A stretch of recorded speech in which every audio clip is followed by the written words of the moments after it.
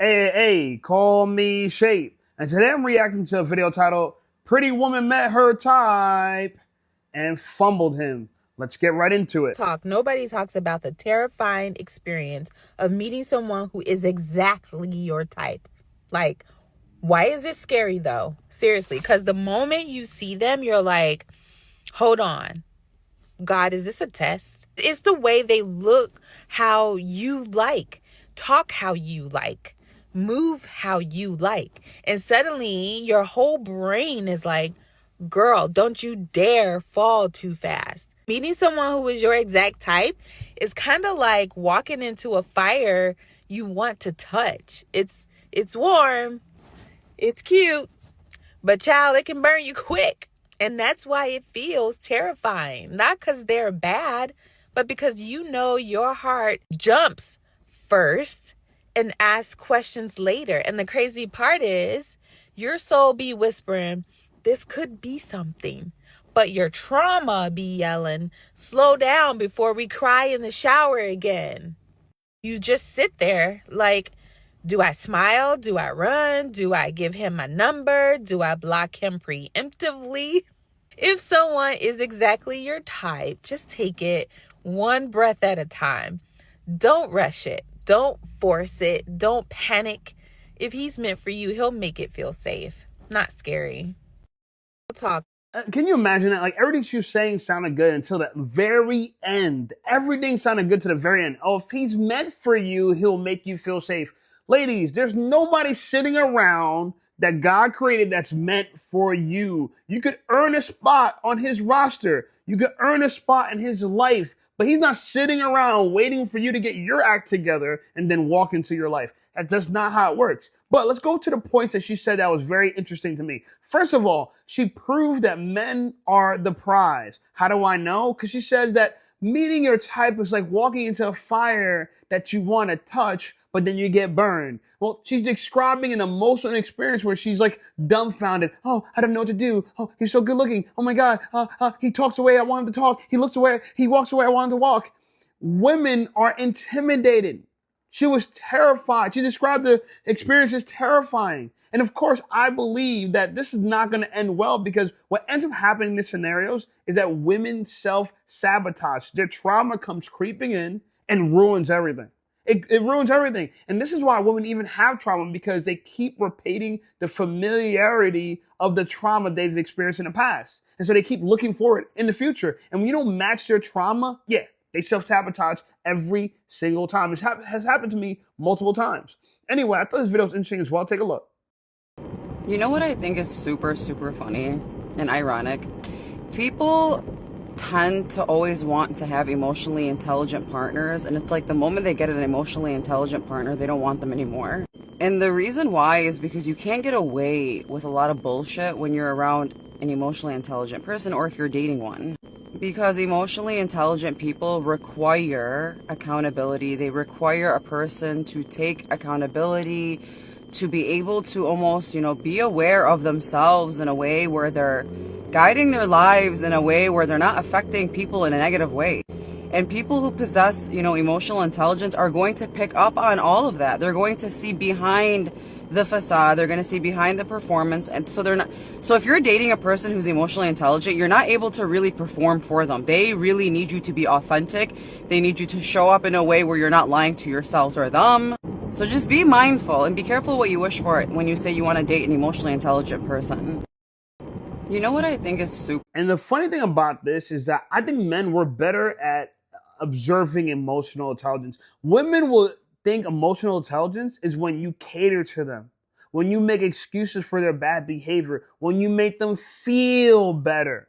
Because a lot of times people didn't understand this about life. Life doesn't always feel good. And not everything that feels good is good. And not everything that feels bad is bad. And this is why nobody's even in the gym. Because the gym hurts. And it's painful. And it's a commitment. And it's work. And that's why no one does it. But they want the outcome. And this is why everyone does the BBL and the surgeries. They want the outcome of going to the gym without the work. And that's a lot about life. Women want the emotional intelligence of the man, the experience of he's well behaved, you're well behaved, but you want to achieve that by him succumbing to your confusion. And that to me is insane. Okay, it's insane. But I think that's the norm for a lot of women nowadays. Anyway, I thought this video was interesting as well. Take a look. And the quickest way to tell if a man really don't like you for real is if you call him and he don't pick up.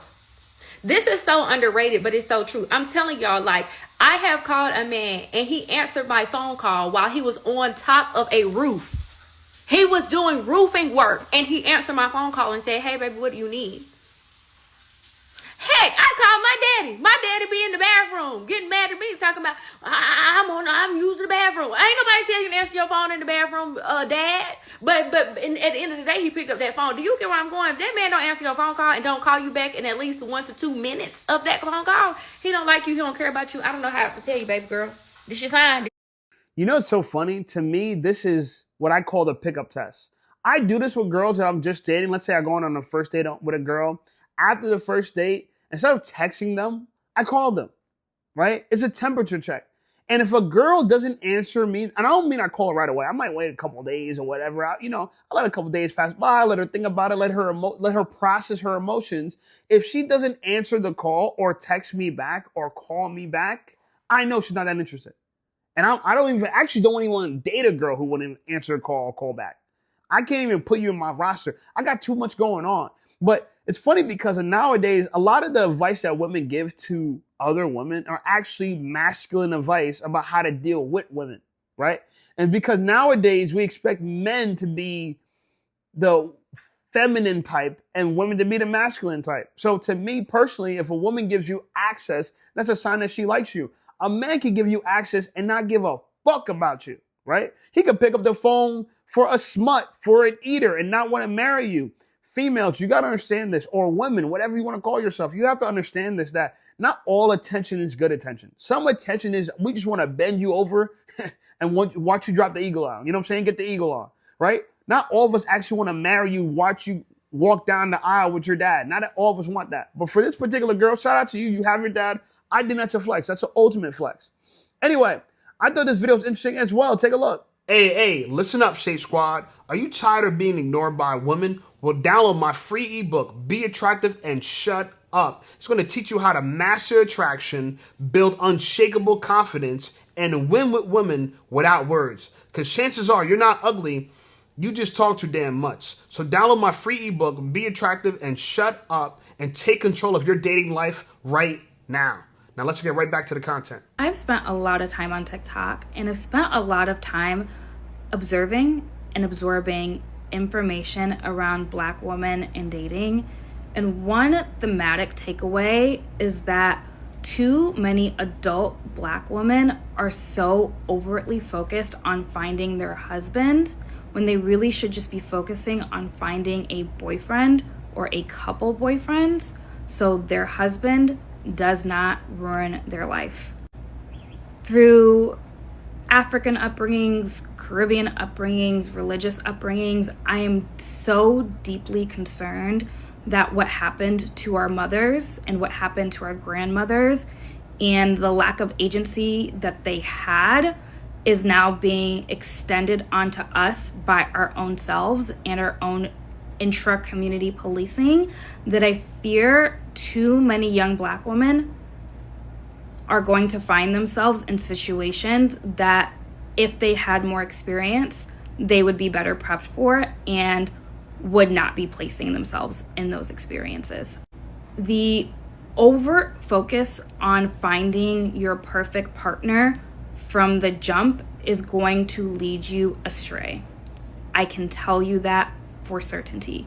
And one thing I do have to applaud our 8x11 counterparts on is that from a young age, their parents and their community allowed them agency to get a breadth of experiences in a way that the Black community does not allow for Black women.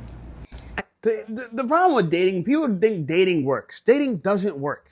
Dating, for a lot of times, for most women, dating is an opportunity for them to build trauma. Because to discover yourself by hooking up with men and going on these relationships with men, you don't actually discover yourself. You discover what you quote unquote like and don't like. And what you like and don't like doesn't really matter, respectfully. I'm going to tell you why. Okay. Back in the day, marriage was about it was a business transaction. It was about resources and responsibilities, right? If I had the resources, then I made you responsible, you know what I'm saying, by giving you tasks, but also allowing you to share in the resources. For example, taking care of the house, raising children, you have responsibilities. And so the job of the wife is really to learn how to take care of those responsibilities, not date a bunch of men, sleep with a bunch of men and see what you like. What you like doesn't matter. You could like a guy who's homeless. How would that benefit you? You could hate a guy who has resources. How would that benefit you? To be upset when you are in abundance and be unhappy. Or to be happy when you're in lack. It doesn't make sense. This idea that the emotional experience of women is a priority is the problem. Prioritizing how someone makes you feel is the problem. Feelings are not concrete. They come and go, and they could change at the whim. And this is why emotional intelligence is to allow people to think through their emotions and not be a slave to their emotions. Again, not everything that feels good is actually good, right? My dad used to tell me, if you try heroin, you're going to like it. He said, but that's no reason to do it. And what he was trying to tell me back then is that just because you like something doesn't mean you should do it. Right? Some people like to steal. Doesn't mean you should steal. Some people like to be violent. Doesn't mean you should be violent. There's some people who like deleting people. Doesn't mean they should do it. This idea, but this is what women do with their emotions. Oh, I like this, therefore I'm supposed to do it. No, emotions are not an adequate guide to action. You have to understand that. And that's what emotional intelligence is. Okay? But she did say some other good things. I'm going to let her talk a little bit more, and we're going to wrap the entire thing up. This once, I've said this twice, and I'm going to say it again. Dating is a skill. Relationships are a skill. Sex is a skill. You need to get in the field. You need to practice dating. Even if that person isn't going to be your one, even if that person isn't going to be your forever, you need to go out and experience life and go learn something before you end up in a non-reversible commitment with someone who ultimately is not good for you, could abuse you, or is just, quite frankly, displeased with you. I'm not saying go run amok, but go experience life. Go get in the field. And I say this as feedback for a lot of people who were so curious as to why I went on a date with someone who I knew ultimately wasn't going to be my one to begin with. I cannot emphasize this enough. I went for practice. I went to get in the field. I went for experience. I went to learn something. All you do is observe on this app and you're not in the field. And I can tell you, as a Brooklyn girly, I get in the field. I haven't been in the field in a while. That's why I went for practice. But get in the field. Think about this. If a girl came across a video of a guy that she was talking to, she was romantic with, and found out that he dated her for practice. Can you imagine if she found out that he smashed her, dolled her out, came on her face, all for practice? She was just a sex doll to him. How would she feel? She probably hate it. She would hate that. But here's this girl's encouraging other girls. Oh, dating is a skill. Sex is a skill. You need to build skills. So yeah, sleep around and date around and build some skills. I agree that dating is a skill. Sex is a skill, but it's not a skill that a wife needs to have. That's a part that she doesn't understand. Dating was a new invention. It's a new technology. This idea of let's try things out before we get married is a horrible idea. Okay? In India, people don't date. They have arranged marriages and they have the lowest divorce rate. Okay? But for some reason, every time people think about dating in America, they always think about abuse. And they always think about abuse happening to them. They never think to themselves, well, gee, a lot of women could be actually the abusers. They always think of it like, oh, well, women, you date someone, you're a victim. And, we don't want to have the same thing happen to our mothers happen to us. Lady, why are y'all always assuming that the women are the victim and the men are the aggressors and the abusers? It's oftentimes that the women are the abusers. And we always turn a blind eye to that. That's so funny to me. We always turn a blind eye to it. Lady, if you're dating a man for practice, that's abuse. That's financial abuse. He did not try to date you for practice. He was intentional. Women want a man to be intentional, but then turn around and say, well, I'm dating for practice. You see how this doesn't make sense? And this is why a lot of times I tell men this all the time. It makes no sense to date one girl. You should date multiple girls for this exact reason. They want you to be experienced with women. They want you to be experienced sexually. They want you to have dating skills and game skills, right? Because they're trying to build their skills too. So they want to find someone that's equally as skilled as they are in dating and has game. Therefore, you need to rack your body count up because a lot of girls are racking their body count up. They're thinking that they're preparing themselves for marriage. You're actually disqualifying yourself from marriage. All those trauma that you're building, how does that benefit your husband? All the dicks that you suck, how is that going to benefit your husband? All the men you bent over for and screamed, oh my God, how is that going to benefit your husband? You ever thought to yourself the most beneficial thing you can give to your husband is purity? To have your virginity? You ever thought about that? Women, they never consider it. They always think to themselves, no, well, man wants a woman experienced. No, you want a man that's experienced. I want a woman that's inexperienced. If women understood this, they'd make much better mates. They'd make much better partners. Or wives, I would say. Anyway, here's a girl talking about, oh, my dating experience wrapped up. She made a wrap up, right? Like it's Instagram or YouTube or your yearly wrap up. So she's wrapping up her dating year, which is wild to me. This is a great video for her husband to see. Take a look. Hi friends, my name is Chandler, and this is my 2025 dating wrap. I was very reluctant to do this because generally speaking, I'm a very private person, but I have nothing to lose here, so I thought it'd be fun. Let's set the stage with a little bit about me, shall we? I just turned 24. I am based in San Francisco, but I just moved here from New York about 5 months ago. I have no children.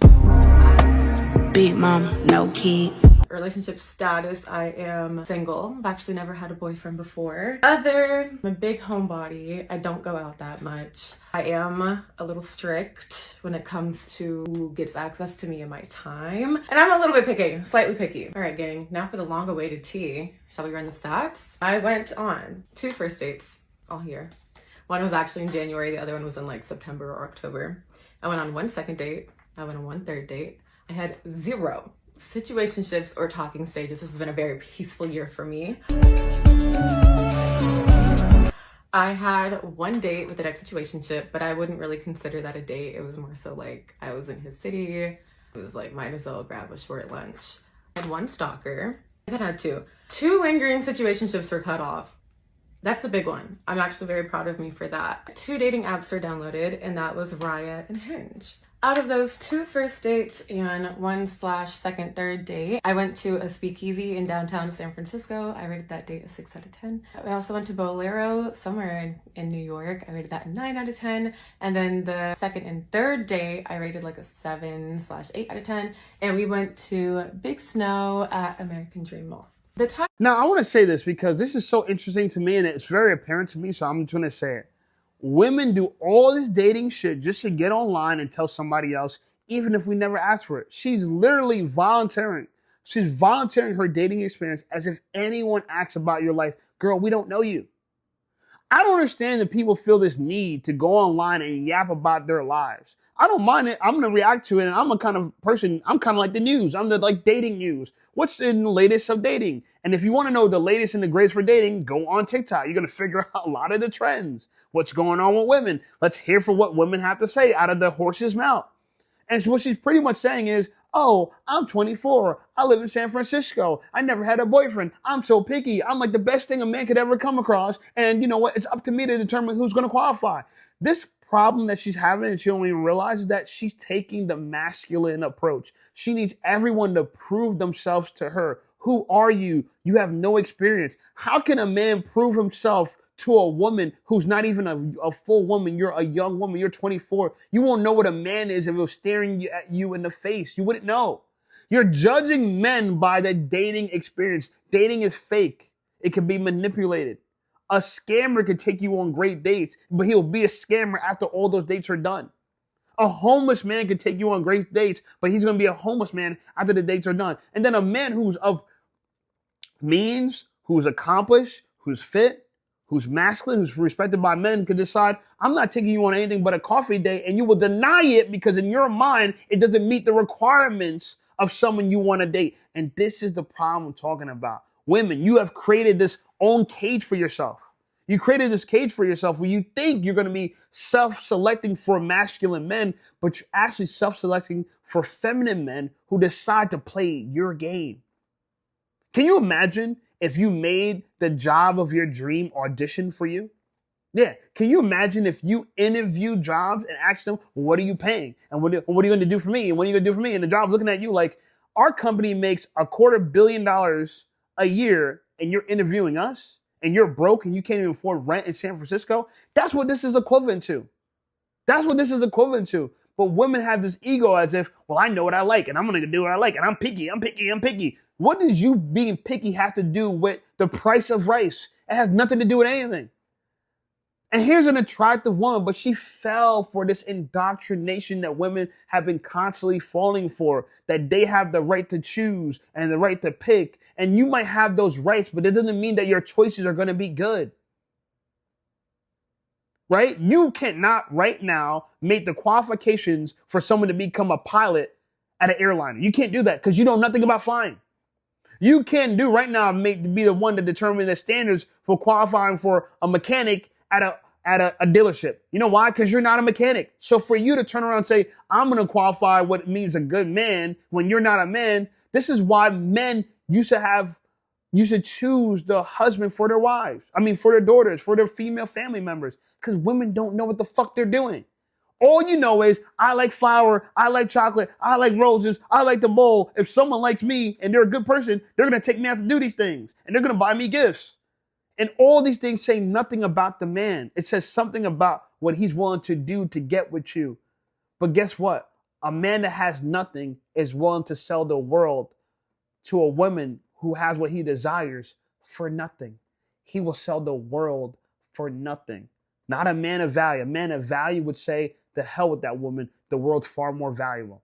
Anyway, like the video, subscribe to the channel. Channel blowing up. I appreciate you guys. Check out some of my other videos.